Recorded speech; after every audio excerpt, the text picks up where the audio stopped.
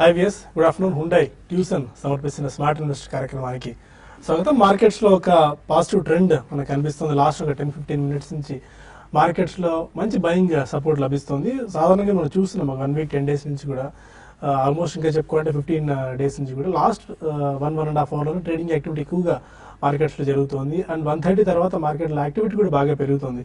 ఈ రోజు మనకి ఎస్పెషల్లీ ఆర్బీఐ క్రెడిట్ పాలసీ ఉన్న నేపథ్యంలో మానిటరీ పాలసీ కమిటీ తన మినిట్స్ని ఇవాళ వెల్లడించబోతుంది 2:30కి. దాని తర్వాత మార్కెట్స్ ఎలాంటి గైడెన్స్, ఆర్బీఐ ఎలాంటి గైడెన్స్ ఇస్తుందన్న దాన్ని బట్టి మార్కెట్స్ మూవ్మెంట్ ఉంటుంది. ఇప్పటిదాకా అయితే mostly 25 to 50 basis points cut కంపల్సరీగా ఉంటుందని చెప్పి స్ట్రీట్ ఎక్స్పెక్ట్ చేస్తుంది.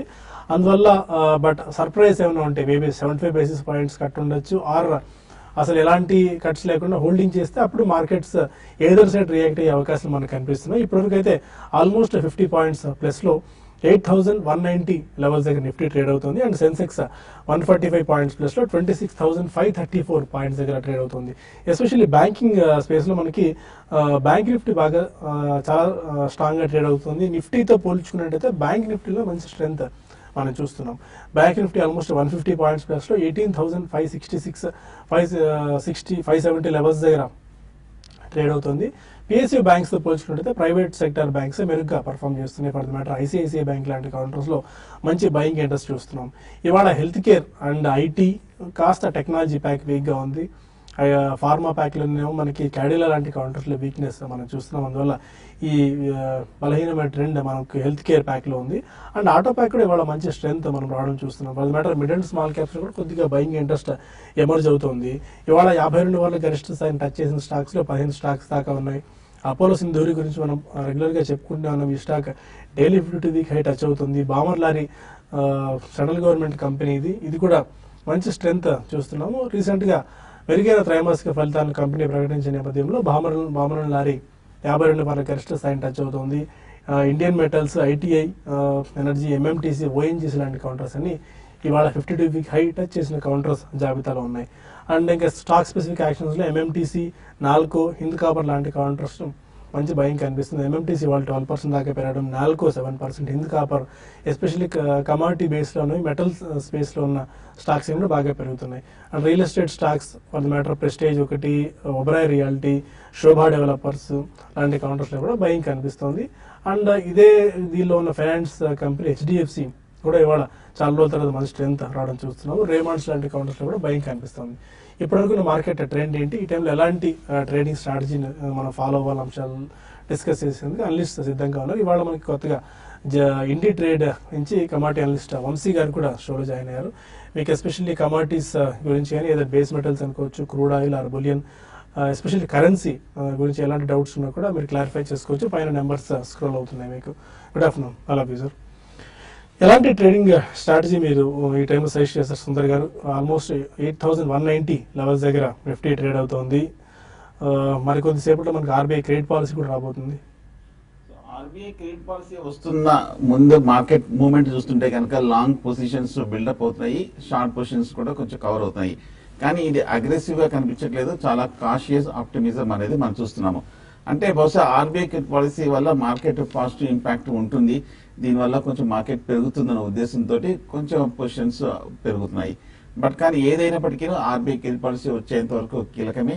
అది ఏ విధమైన సర్ప్రైజెస్ వస్తాయి అనేది మనం చెప్పలేము. కాబట్టి ఏదైనా కనుక 25 బేసిస్ పాయింట్స్ అనేది ఎక్స్పెక్టెడే. అది కాకుండా ఇంకా ఏదైనా కొంచెం ఫర్దర్ పాజిటివ్ డెవలప్మెంట్ వస్తే కనుక మార్కెట్ 8,300 వరకు పెరిగే అవకాశం ఉంది. ఒకవేళ కనుక అదే 25 బేసిస్ పాయింట్స్ తప్ప ఇంకేమీ లేదంటే కనుక మార్కెట్ కొంచెం నిరుత్సాహపడే అవకాశాలు కూడా కనిపిస్తున్నాయి. బట్ మార్కెట్ టెక్నికల్ గా చూస్తే కనుక లాస్ట్ 1 వీక్ గా లోయర్ రేట్ నుంచి ఓవర్ సోల్డ్ పొజిషన్ నుంచి స్వల్ప అప్ ట్రెండ్ మనం చూస్తున్నామే తప్ప కానీ ఎఫ్ఐస్ దగ్గర నుంచి ఒక స్ట్రాంగ్ బయింగ్ యాక్టివిటీ రావట్లేదు. వాళ్ళు ఇండెక్స్ ఫ్యూచర్స్ లను, స్టాక్ ఫ్యూచర్స్ లను లాస్ట్ 4-5 రోజులుగా చాలా స్మాల్ క్వాంటిటీ తోటి బై పొజిషన్ తీసుకోవడం వల్ల మార్కెట్ కొంచెం నిలబడుతోంది. ఓవరాల్ గా మార్కెట్ చూస్తే కనుక కొంచెం పాజిటివ్ గానే కనిపిస్తుంది. ఇమీడియట్ రెసిస్టెన్స్ అయితే 8200, ఆ తర్వాత దగ్గరలోనే 8230 దగ్గర కనిపిస్తుంది. సో ఏదైనా లాంగ్ పొజిషన్ ఉంటే కనుక స్ట్రిక్ట్ గా స్టాప్ లాస్ 8150 కింద క్లోజింగ్ బేసిస్ మీద స్టాప్ లాస్ పెట్టి హోల్డ్ చేయొచ్చు. ఇలాంటి ట్రెండ్ అబ్జర్వ్ చేస్తాను, ఎందుకంటే బ్యాంక్ నిఫ్టీ గ్రీన్ లో ట్రేడ్ అవుతుంది. And especially private sector banks పిఎస్యూస్తో పోల్చుకున్నట్టయితే మెరుగ్గా పర్ఫామ్ చేస్తున్నాయి. ఒక 50 బేసిస్ పాయింట్స్ అంటే ఏదో 25 to 50 బేసిస్ పాయింట్స్ ఇప్పటికే మార్కెట్ డిస్కౌంట్ చేసినట్టు కనిపిస్తుంది. ఒకవేళ సర్ప్రైజ్ మూవ్ వస్తే తప్ప maybe hold or 75 basis points or 75 basis points అనేది అది ఊహకు కూడా అందని విషయం. ఎందుకంటే అంత డీప్ కట్స్ కూడా ఆర్బీఐ చేసే ధైర్యం చేయకపోవచ్చు. ఎందుకంటే డిమానిటైజేషన్ ఇంపాక్ట్ తర్వాత most of the liquidity market నుంచి స్క్వీజ్ అవుట్ అయిపోయింది. కాబట్టి ఎలాంటి గైడెన్స్ మీరు ఎస్పెషల్లీ బ్యాంక్స్లో ఇస్తారు?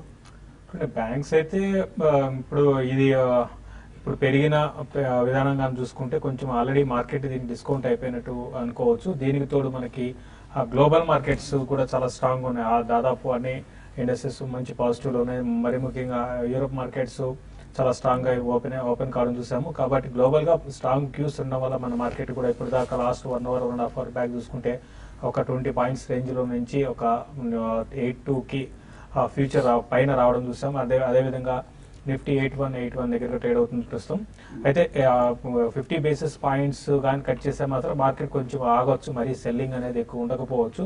అయితే ఇక్కడ మార్కెట్స్ ఈవెన్ రెపో రేట్ మీద కన్నా సిఆర్ఆర్ మీద ఎక్కువ ఫోకస్ చేసే అవకాశం ఉంది. ఎందుకంటే రీసెంట్ డేస్ గా బ్యాంక్స్ బాగా డబ్బులు అనేది రావడము, సిఆర్ఆర్ రేషియో ఏ విధంగా ఉంటుంది అనే దాన్ని కూడా మార్కెట్స్ చూస్తాయి.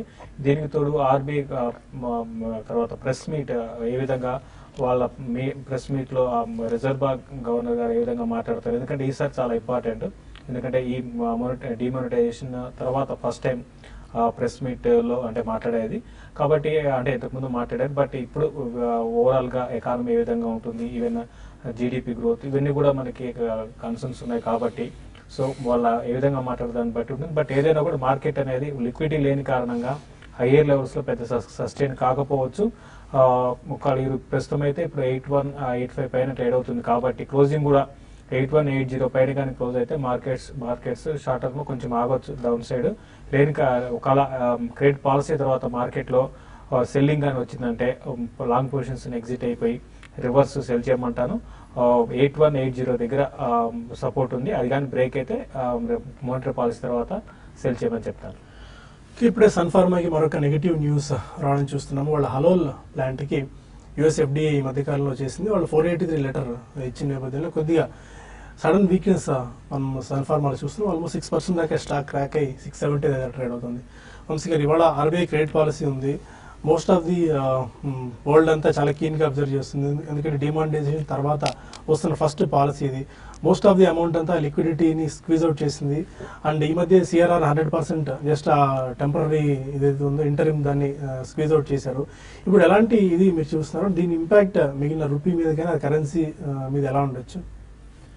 మోస్ట్ ప్రాబబ్లీ అంటే మార్కెట్ ప్యూర్గా ఎకనామిక్ టర్మ్స్ లో చూసుకుంటే సాధారణంగా ఒక ఆర్బీఐ గవర్నర్గా వాళ్ళు December 30th నెక్స్ట్ పాలసీ మీట్లోనే ఇంట్రెస్ట్ రేట్ కట్ చేయడం అనేది నార్మల్గా అనుకోవచ్చు. బట్ గవర్నమెంట్కి ఈ డిమానిటేషన్ తర్వాత కొద్ది పాజిటివ్ వైబ్ ఏదైనా ఇవ్వాలంటే అట్లీస్ట్ డిమానిటేషన్ వల్ల కొంత పాజిటివ్ ఎకానమీ ఏదైనా వచ్చిందని చూపించడానికి ఒక 25 బేసిస్ పాయింట్స్ అన్న కట్ చేస్తే కాస్త పాజిటివిటీ వస్తుంది. అట్లీస్ట్ బిజినెస్ సర్కిల్స్లో కానీ వీటిలో కానీ వస్తుందన్న ఉద్దేశంతో 25 బేసిస్ పాయింట్స్ చేయొచ్చు. అంతకంటే ఎక్కువ చేస్తారని అయితే ఎక్స్పెక్ట్ చేయట్లేదు.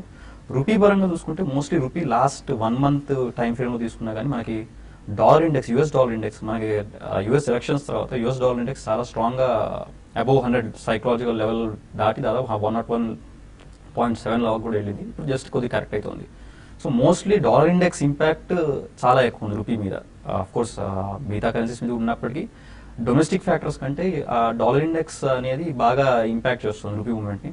సో గోయింగ్ ఫార్వర్డ్ మనకి December 15th 13th to 15th మధ్యలో US fed interest rate decision ఉంది. ఈ ఇంట్రెస్ట్ రేట్ డెసిషన్ వచ్చేంత వరకు కూడా రూపీ కొంత వీక్నెస్ ఉండే అవకాశమే కనిపిస్తుంది.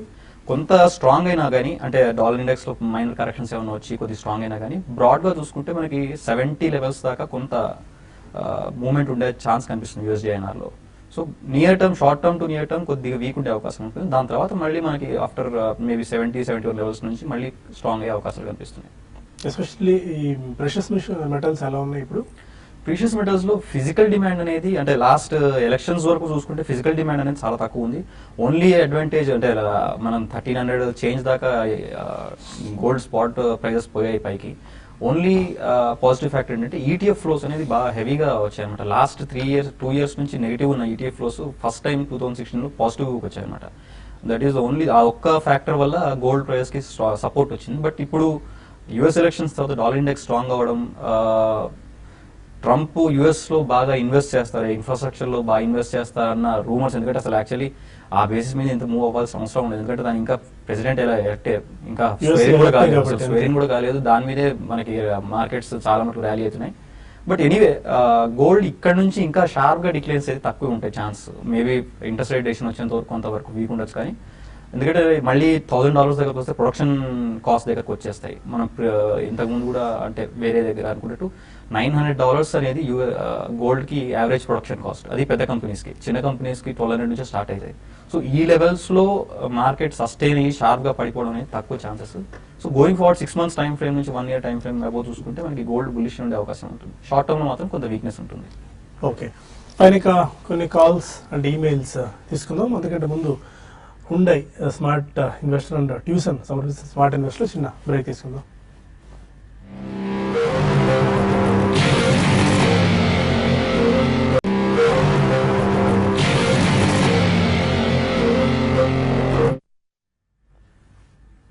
Welcome back to Hyundai tuition smart investor. కొన్ని కాల్స్ అండ్ ఈమెయిల్స్ కూడా తీసుకుందాం. అండ్ నాగిరెడ్డి ఫస్ట్ మెయిల్ అడుగుతున్నారు, గ్రాన్యూల్స్ ఇండియా టెక్నికల్గా ఎలా ఉంది? అండ్ గత కొద్ది రోజు నుంచి కొద్దిగా పాజిటివ్గా ట్రేడ్ అవుతున్న సందర్భాలు కనిపించట్లేదు. గ్రాన్యూల్స్ ఇండియా ఎలాంటి గైడెన్స్ ఇస్తారు? గ్రాన్యూల్ చూస్తే కనుక ఈ మధ్య కాలంలో $150 నుంచి $100 వరకు పడి $100 దగ్గర కొంచెం స్టెబిలైజ్ అయ్యి ఒక స్వల్ప అప్ ట్రెండ్ ఒక 5 to 10% వరకు 15% వరకు పెరగటం మనం చూసాము. ఓవరాల్ గా చూస్తే కనుక ఈ స్టాక్ కొంచెం వీక్ ట్రెండ్ లో ఒక మైనర్ రిలీఫ్ ర్యాలీలో ఎంటర్ అవడం మనం చూస్తున్నాము. బట్ ఓవరాల్ గా ఒకసారి చూస్తే కనుక ఫార్మా స్టాక్స్ అన్ని కూడా కొంచెం వీక్ గానే కనిపిస్తున్నాయి. అన్ని కొంచెం ఒక మైనర్ అప్ ట్రెండ్ లో కనిపిస్తున్నాయి తప్ప కానీ ఒక స్ట్రాంగ్ గా కన్సాలిడేషన్ అవడం కానీ అలాగే పాజిటివ్ న్యూస్ ఫ్లో కానీ ఎటువంటి రాకపోవడంతో ఈ సెక్టర్ లో ర్యాలీ అనేది పెద్ద రాలేదు. ఫండమెంటల్ చూస్తే కనుక లాస్ట్ 3-4 quarters గ్రాన్యూల్స్ ఇండియా చాలా మంచి పెర్ఫార్మెన్స్ కనిపిస్తుంది. వాల్యుయేషన్స్ కూడా పర్వాలేదు, $100 దగ్గర కొంచెం అట్రాక్టివ్ గానే కనిపిస్తుంది. ఏమైనా కొంచెం మార్కెట్ స్టెబిలైజ్ అవుతే కనుక $100 దగ్గర స్ట్రాంగ్ సపోర్ట్ ఉంది కాబట్టి అక్కడ తీసుకోవచ్చు. బెంగళూరు నుంచి చంద్రమౌళి మరో కాలర్. యాక్చువల్లీ నేను Hindustan oil export HOEC hold చేస్తున్నాను 78 లో. ఓకే, అదే లాస్ట్ లో ఉన్నాను. సో ఉంచుకోవాలా ఎగ్జిట్ అయిపోవాలా అదొకటి. ఇంకొకటి యాప్టెక్ 180 లో ఉన్నాయి. INOX wind 420. ఈ 3 స్టాక్స్ కానీ చెప్పరా? అంటే 2 స్టాక్స్ అండి, HOEC అండ్ యాప్టెక్. ఓవరాల్ గా ఈ ఎక్స్ప్లోరేషన్ కంపెనీస్ కి రీసెంట్ గా క్రూడ్ ఆయిల్ కొంచెం మనకి చాలా రోజుల తర్వాత ఇంటర్నేషనల్ మార్కెట్ లో నామెక్స్ క్రూడ్ పెరగడం అనేది కొంచెం పాజిటివ్ అంశము. దాని కారణంగా అన్ని కూడా ర్యాలీ చూసాము. అయితే ఉన్న వాటిలో హిందుస్థాన్ ఆయిల్ ఎక్స్ప్లోరేషన్ ఏదంటే కొంచెం స్పెక్యులేటివ్ యాక్టివిటీ ఉంటుందండి. అంత గొప్ప స్టాక్ అయితే కాదు. కాబట్టి ఏంటంటే మీరు దీంట్లోంచి మీరు అంటే షిఫ్ట్ కావమని చెప్తాను. ప్రస్తుతం అయితే హోల్డ్ చేసి ర్యాలీస్లో ఎగ్జిట్ కండి. ఎంఆర్పిఎల్ దీనికన్నా బెటర్ పొజిషన్ లో ఉంది. మన రిజల్ట్ కూడా చాలా బాగున్నాయి. కాబట్టి ఎంఆర్పిఎల్ మీరు బై చేసుకోమంటాను. దీంట్లోంచి మీరు ర్యాలీస్లో ఎగ్జిట్ కమ్మని చెప్తాను. ఇంకో స్టాక్ అండి యాప్టెక్. ఆప్టెక్ రీసెంట్ గా ఇది కూడా బాగా కరెక్ట్ అయిందండి. అయితే మీరు 180 తీసుకున్నారు. ప్రస్తుతం అయితే మీరు హోల్డ్ చేయండి అండి. ప్రస్తుతం కొంచెం సాఫ్ట్వేర్ కంపెనీస్, ఐటీ కంపెనీస్ కొంచెం ఈ లాస్ట్ ఫ్యూ వీక్స్ గా కొంత మనకి పెరుగుతూ వస్తున్నాయి. బట్ ఆప్టెక్ మాత్రం అంత స్ట్రాంగ్ అయితే లేదు. ఇది షార్ట్ టర్మ్ అయితే ఇది 160-164 ఆ లెవెల్స్ అయితే దాటి పైకి పోకపోవచ్చు. బట్ మీ రేట్ అయితే రాకపోవచ్చు అండి ఇమీడియట్ గా అయితే. బట్ హోల్డ్ చేయమని చెప్తాను. క్లోజర్ గా ఇది కూడా మీ రేట్ వచ్చినప్పుడు దీంట్లో నుంచి కూడా ఎగ్జిట్ కమ్మని చెప్తాను. మరో కాలర్ తాడిపత్రి నుంచి రంగనాథ్. అడగండి Ranganath. Sir good afternoon sir. Good afternoon అండి. Sir Dena bank, Andhra bank, విజయ బ్యాంకు బ్యాంక్ షేర్స్ కొద్దిగా ఎక్కువ తీసుకున్నాము. ఓకే, అది దాదాపు 40% లాస్ లో ఉన్నాయి. ఇప్పుడు ఈ రేట్లలో ఏమన్నా యావరేజ్ చేసుకోవచ్చా? అట్లాగే మీరు దీపావళికి ఇచ్చిన రికమెండేషన్స్ లో ఆల్మోస్ట్ ఆల్ అన్ని నెగిటివ్ లోనే ఉన్నాయి కదా, ఇప్పుడు తీసుకోవడం మంచిదన్నది. మోస్ట్లీ ఎందుకంటే అది దాని తర్వాత డిమాండైజేషన్ ఇంపాక్ట్ వల్ల ఎంత ఫండమెంటల్ స్ట్రాంగ్ అనుకున్న స్టాక్స్ 20-30% క్రాక్ అయ్యాయి. బట్ మంచి స్ట్రెంత్ ఉన్న కంపెనీస్ 10-15% దాకా రికవర్ అయ్యాయండి. Dena bank, bank stocks, Andhra bank. 3 mid cap PSU banks చూస్తే కనుక బాగా వీక్ గానే కనిపిస్తుంది. గత 6 నెలలుగా చూస్తే కనుక బ్యాంక్ స్టాక్స్ లో ముఖ్యంగా PSUలో కానీ ప్రైవేట్ లో కానీ ఫ్రంట్ లైన్ స్టాక్స్ అన్ని కూడా పెరిగినప్పటికీ ఈ 3 దేనా బ్యాంక్, విజయ బ్యాంక్, ఆంధ్ర బ్యాంక్ మటుకు పెద్ద ఏమీ పెరగలేదు. జస్ట్ ఒక స్వల్ప అప్ ట్రెండే మనం చూస్తున్నాము. ఓవరాల్ ఇవాళ కనుక ఆర్బీఐ క్రెడిట్ పాలసీ ఏమైనా కొంచెం మరీ ఎక్స్ట్రీమ్లీ పాజిటివ్ వస్తే తప్ప కానీ ఇమీడియట్ ర్యాలీ వచ్చే అవకాశం లేదు. మీరు కూడా 40% లాస్ లో ఉన్నారు కాబట్టి ప్రస్తుతం మళ్ళీ యావరేజ్ చేయొచ్చు అడుగుతారు. యావరేజ్ చేయకండి, కొంచెం వెయిట్ చేయండి. ఏదైనా ర్యాలీలు వస్తే కనుక ఇంచుమించు మీ రేట్లో ఎగ్జిట్ అవడమే మంచిది. గుడివాడ నుంచి విజయ్ మరొక హలో అడగండి విజయ్. సార్ నేను సన్ఫార్మా 720 దగ్గర 100 తీసుకున్నాను. అండ్ ఇండియన్ సిమెంట్ 156 దగ్గర 200 షేర్స్ తీసుకున్నాను. అవి హోల్డ్ చేయొచ్చా, ఎగ్జిట్ అయిపోమంటా సార్? ఇండియా సిమెంట్స్ 166 అండి. సార్ ఇండియా సిమెంట్స్ 166 156 దగ్గర 200 షేర్స్ తీసుకున్నాను. ఓకే. సన్ఫార్మాకి నెగిటివ్ న్యూస్ ఇప్పుడే వస్తుంది. 670 లెవెల్స్ కి దిగి వచ్చింది. బికాస్ ఈ హెలల్ ప్లాంట్ కి 483 సర్వ్ చేసిన నేపథ్యంలో. కానీ ఇది సన్ ఫార్మా ఇప్పుడని కాదండి, అది ఒక ర్యాలీ వచ్చినట్టు రావడము, తర్వాత ఏదో ఒక బ్యాడ్ న్యూస్ తో మళ్ళీ స్టాక్ కరెక్ట్ కావడం చూస్తున్నాము. మీరు ఇప్పుడు అంటే మీరు ఇప్పుడు ఎగ్జిట్ కమ్మని అయితే చెప్పను, హోల్డ్ చేసుకోండి, ఇన్వెస్ట్మెంట్ కి హోల్డ్ చేసుకోండి. ఇమీడియట్ గా అయితే మాత్రం కూడా ఇది 720, 740 లెవెల్స్ రావడము, మళ్ళీ కిందకి రావడం చూస్తున్నాం. ఇప్పుడు కూడా నెక్స్ట్ ఫ్యూ వీక్స్ కూడా అదే విధమైన ట్రెండ్ అనేది సన్ ఫార్మాలో ఉండొచ్చు. ప్రస్తుతం అయితే ఒక న్యూస్ వచ్చింది కాబట్టి నెగిటివ్ న్యూస్ దానికి రియాక్ట్ అవుతుంది. బట్ ఏదైనా కూడా చాలా మందికి సన్ ఫార్మాలో ఇన్వెస్ట్ చేయడం కన్నా వేరే ఫార్మా స్టాక్స్ ఉన్నాయి, వాటిలో వెళ్ళమని చెప్తాను. ఫ్రెష్గా ఇన్వెస్ట్ చేసే వాళ్ళకి కూడా ప్రస్తుతం అయితే హోల్డ్ చేయండి. ఈవెన్ ఇండియా సిమెంట్స్ కూడా మీరు చూసి హైలో తీసుకున్నారు, ఇప్పుడు 115కి వచ్చేసింది. అందుకే చేజ్ చేసి బై చేయడం అనేది అంత మంచి అంటే స్ట్రాటజీ కాకపోవచ్చు అండి. కాబట్టి ఇది కూడా మీరు లాస్ట్ ఒక 2 క్వార్టర్లో కూడా ఫండమెంటల్స్ బాగా ఇంప్రూవ్ అయినాయి. ఈవెన్ సిమెంట్ కంపెనీస్ అన్ని కూడా కన్సాలేషన్ తర్వాత ప్రాఫిట్ మార్జిన్స్ పెరుగుతూ వస్తున్నాయి. కాబట్టి ఇండియా సిమెంట్స్ హోల్డ్ చేయండి. ఇంకా కొంత కావాలంటే మీరు యాడ్ చేసుకోండి. అన్ని కూడా 2 కూడా లాంగ్ టర్మ్ కి మీరు హోల్డ్ చేయొచ్చు. వైజాగ్ నుంచి చంద్ర మరొక అడగండి చంద్ర. హలో హలో అడగండి చంద్ర.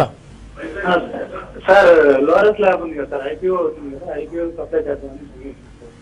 Okay. Laurus labs IPO subscribe చేసుకోవచ్చని చెప్పి మనం చెప్తున్నామండి. వాల్యుయేషన్స్ పరంగా కూడా అట్రాక్టివ్ గా కనిపిస్తుంది. నిన్న ఐపీఓ స్టార్ట్ అయింది, 8th ముగియబోతోంది. 426, 428 మధ్య వాళ్ళు ప్రైస్ బ్యాండ్ అనౌన్స్ చేశారు. అంటే ఓకేనండి, మంచి కంపెనీ పరంగా మేనేజ్మెంట్ పరంగా ఓకేనండి. అయితే ఓన్లీ ప్రైసింగ్ అనేది కొంచెం ఎక్స్పెన్సివ్, అదొకటే కన్సిడర్ చేయాలి.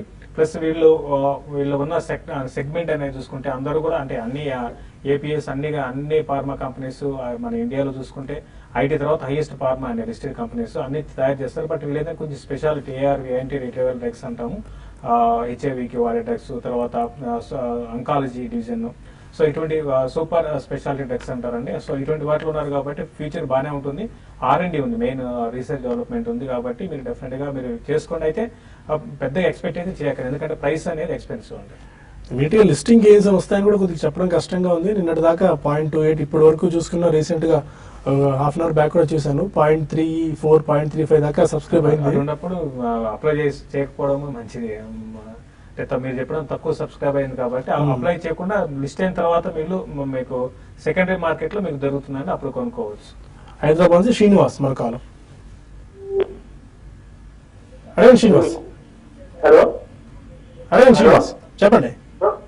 నా పేరు శ్రీనివాస్ శర్మ అండి, హైదరాబాద్ నుంచి మాట్లాడుతున్నాను. చెప్పండి. ఇన్ఫ్రా జ్యోతి స్ట్రక్చర్ గురించి. జ్యోతి స్ట్రక్చర్ జ్యోతి స్ట్రక్చర్ అదే జీటీలో ఇన్ఫ్రా జ్యోతి స్ట్రక్చర్ గురించి తీసుకున్నారంటే తీసుకుందాం అనుకుంటున్నారా? తీసుకున్నామండి. ఏప్రిల్ లో తీసుకున్నారు? 1450లో తీసుకున్నాం జ్యోతి స్ట్రక్చర్. ఓకే. జీటీలో ఇన్ఫ్రా 540లో తీసుకున్నాను. 2 చిన్న స్టాక్స్ తీసుకున్నారండి, పెద్దగా ఫండమెంటల్స్ ఏమి లేని కంపెనీస్ జీటీఎల్ ఇన్ఫ్రా లాంటి కౌంటర్స్ అయితే. కంప్లీట్ గా వీక్ గా ఉన్న స్టాక్స్ అండి. గత ఏడాది బట్టి చూస్తుంటే కనుక బాగా అండర్ పెర్ఫార్మ్ చేసిన స్టాక్, మార్కెట్ అప్ ట్రెండ్ లో కూడా పెద్ద పార్టిసిపేట్ చేయని స్టాక్స్. కాకపోతే మీరు బాగా లో ప్రైస్ లోనే ఈ మధ్య కాలంలోనే తీసుకున్నారు కాబట్టి అదొక్కటి కొంచెం పాజిటివ్ అవసరం. ఎందుకంటే మీకు ఎగ్జిట్ అవడానికి కూడా అవకాశం ఉంటుంది, నో లాస్ నో ప్రాఫిట్ లో. బహుశా ఒకవేళ ర్యాలీ వస్తే కనుక వచ్చే అవకాశాలు ఉంది, ఎందుకంటే కంటిన్యూస్ గా పడుతూ సపోర్ట్ దగ్గర నిలబడింది కాబట్టి కొంచెం ఒక బౌన్స్ బ్యాక్ వచ్చినప్పుడు మీరు ఎగ్జిట్ అవ్వచ్చు. శేఖర్ మన కాలం. అడగండి శేఖర్. హలో సార్ లైన్ ఉన్నా సార్. క్వశ్చన్ అడగండి. ఏ స్టాక్ గురించి? లూడా తీసుకుందాం అనుకుంటున్నారా? తీసుకున్నా సార్. ఏ ప్రైస్ లో? Sir blue dot sir, blue dot 6000 ఉన్నా సార్. ఓకే ఫైన్ అండి. బ్లూ డాట్ సార్, లూడా కంటిన్యూస్ ఉన్నాయి సార్. 50 చేయమంటారా? కంటిన్యూస్ గా వీక్ అవుతుంది మిగిలిన లాజిస్టిక్స్ ప్యాక్ అంతా కూడా పోల్చుకుంటే. బ్లూ డాట్ ఉన్న వాటిలో చాలా వీక్నెస్ అనేది చూస్తున్నాము. అంటే 7200 లెవెల్స్ నుంచి 4592 ఆల్మోస్ట్ మనకి 50% దాకా స్టాక్ లో ఒక కరెక్షన్ చూసాం. ప్లస్ ఇంకొకటి ఏంటంటే ఒక రోజు కూడా మాకు అప్ ట్రెండ్ అనేది పెద్ద మేజర్ అప్ ట్రెండ్ అనేది స్టాక్ లో లాస్ట్ ఫ్యూ వీక్స్ నుంచి మంత్స్ నుంచి కనపట్టలేదు. రీజన్ అయితే పరంగా అయితే తెలియదండి. ఏమన్నా ఫండమెంటల్ పరంగా చూసుకుంటే ఓకేనండి, ఫండమెంటల్స్ పెద్ద నెగిటివ్ గా ఏం లేదు, రిజల్ట్ కూడా ఓకే. బట్ వెయిట్ చేయండి, ఇప్పుడు మీరు ఇంకా ఫర్దర్ గా యావరేజ్ కూడా చేసుకోండి అండి, ఎందుకంటే స్టాక్ ఆల్రెడీ బాగా పడింది. కంపెనీ పరంగా ఓకే, అయితే ఈ లాజిస్టిక్స్ కొరియర్ స్టాక్స్ పెద్దగా ఇంతకు ముందులాగా పెరుగుతాయి అయితే నేను అనుకోను. మీరు యావరేజ్ చేసుకొని కొంచెం వెయిట్ చేసి ఒక 1 వీక్ 10 డేస్ తర్వాత యావరేజ్ చేసుకొని మీకు ప్రాఫిట్కి వచ్చినప్పుడు అక్కడ అంటే నో ప్రాఫిట్ నో లాస్ లో ఎగ్జిట్ కావడం బెటర్ అండి. ఓకే, అనంతపురం నుంచి కుమార్ మన కాలర్. నమస్కారం సార్. నమస్కారం అండి. సార్ ఐనాక్స్ విండ్ ఈ రేట్ లో బై చేశాను సార్, 1 ఇయర్ టార్గెట్ ఎంత ఉంటుంది సార్? ఐనాక్స్ విండ్ సజెస్ట్ చేస్తున్నారు, ఎందుకంటే బాగా వీక్ గా ఉన్న ఇది మధ్యకాలంలో బాగా అండర్ పర్ఫార్మ్ కూడా చేసింది స్టాక్. ఇది బాగా వీక్ గానే కనిపిస్తుంది. గత ఏడాది బట్టి చూస్తుంటే కనుక 500 రూపాయల నుంచి పడుతూ 160, 170 దగ్గర కొంచెం కన్సాలిడేషన్ అయ్యి ఈ మధ్య కాలంలో ఒక స్వల్ప రికవరీ మనం చూసాము. ఓవరాల్ గా చూస్తే కనుక ఫండమెంటల్స్ కూడా చూస్తే కనుక అంత వీక్ గా ఏం కనిపించట్లేదండి. కొంచెం ప్రాఫిటబిలిటీ చూస్తే కనుక కొంచెం పాజిటివ్ గానే కనిపిస్తుంది, కాకపోతే డెట్ మటుకు కొంచెం హైలో ఉంది. అండ్ వాల్యుయేషన్స్ ప్రకారం చూస్తే కనుక ఈ లెవెల్లో రీజనబుల్ గా అట్రాక్టివ్ గానే కనిపిస్తుంది మేజర్ హై నుంచి. సో క్లోజర్ టు 180 లెవెల్స్ లో మీరు ఐనాక్స్ విండ్ తీసుకోవచ్చు. బట్ ట్రెండ్ బేరిష్ గా అనేది ఏమైనా డెవలప్మెంట్ వస్తే కనుక ఇక్కడ నుంచి 10 to 15% వరకు 200 to 220 వరకు వెళ్ళే అవకాశాలు ఉన్నాయి. ఓకే, వంశీ గారు, క్రూడ్ ఆయిల్ అండ్ మిగిలిన బేస్ మెటల్స్ మీద ఎలాంటి గైడెన్స్ ఉంది, ఎలాంటి వ్యూ ఉంది?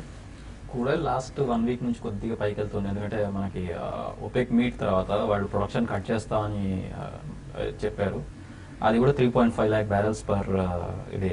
బట్ థింగ్ ఏంటంటే already market 1 million 1.5 million change surplus లో ఉంది. మార్కెట్లో 3 lakh barrels అనేది పెద్ద డెఫిసిట్ ఏం కాదు. Apart from that world economy మొత్తం ఓవరాల్ గా చూసుకున్నా కానీ ఎక్కడ డిమాండ్ అనేది ఎక్సెప్ట్ ఫర్ యూఎస్ ప్రాబ్లీ కొంతవరకు డిమాండ్ తప్ప, చైనా కూడా స్టేబుల్ టు స్లో డౌన్ అవుతుంది. ఇండియా ఒక్కటి కొద్దిగా ఎమర్జింగ్ మార్కెట్స్ లో కొంత స్టేబుల్ నుంచి గ్రోత్ ఉంది. మిగతా ఎమర్జింగ్ మార్కెట్స్ అన్ని ఉన్నాయి. యూరోజోన్ లో తీసుకుంటే జర్మనీ తప్ప మిగతా అన్ని కొద్దిగా కిందకే ఉన్నాయి. సో డిమాండ్ పరంగా గ్రోత్ లేదు, ప్లస్ సప్లైలో దాదాపు ఇంకా స్టిల్ వాళ్ళు 3.5 lakh barrels తగ్గించినా కానీ దాదాపు 7.5 lakh barrels డెఫిసిట్ ఉండే సర్ప్లస్ ఉండే అవకాశం ఉంది.